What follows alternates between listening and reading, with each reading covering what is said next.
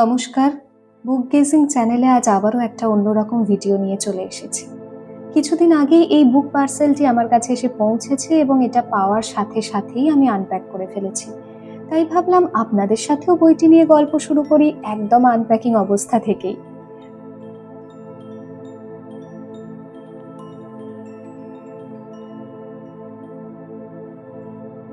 এই বইটির নাম মাইলো, লিখেছেন নাদিম খান এবং প্রকাশিত হয়েছে প্রোস প্যালেট থেকে, এবং বইটি বিতরণের দায়িত্বে রয়েছে পালক প্রকাশনী।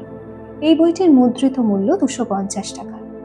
আপনারা দেখতেই পাচ্ছেন কি ভীষণ মিষ্টি একটি প্রচ্ছদ। আমি তো বেশ কয়েকটা গল্প ইতিমধ্যে পড়েও ফেলেছি। শুধু ছোট পাঠক পাঠিকাদের জন্য বলবো না, বড়দের ক্ষেত্রেও তাদের শৈশবের রং বেরঙের দিনগুলোতে আর একবার ফিরে যাওয়ার জন্য একদম উপযুক্ত একটা উপহার হতে পারে এই বইটি।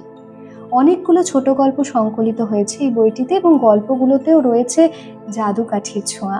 বইয়ের ভেতরের পাতাগুলোতেও রয়েছে গল্পের বিষয় ভিত্তিক আকর্ষণীয় অনেক পেন্সিল ইলাস্ট্রেশনস। এই বইটির ব্যাপারে আরও কয়েকটা কথা না বললেই নয়। শৈশব আমাদের বেশিরভাগ সকলের কাছেই তো খুব গুরুত্বপূর্ণ একটা সময়।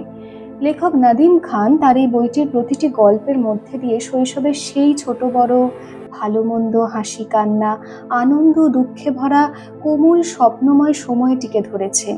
সেই রঙিন দিনগুলোর কাছে আমাদের ফিরিয়ে নিয়ে গেছে।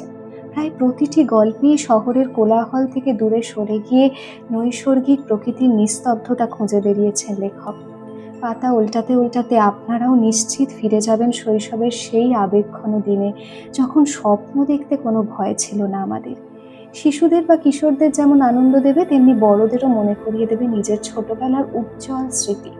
তাহলে আপনারাও বইটা কিনে পড়ে ফেলুন আর আমাদের অবশ্যই জানান কেমন লাগলো। আর এই ভিডিওটি ভালো লাগলে সাবস্ক্রাইব করতে পারেন আমাদের ইউটিউব চ্যানেল বুক গেজিং, শব্দের পাতায় দৃষ্টির বিশ্রাম।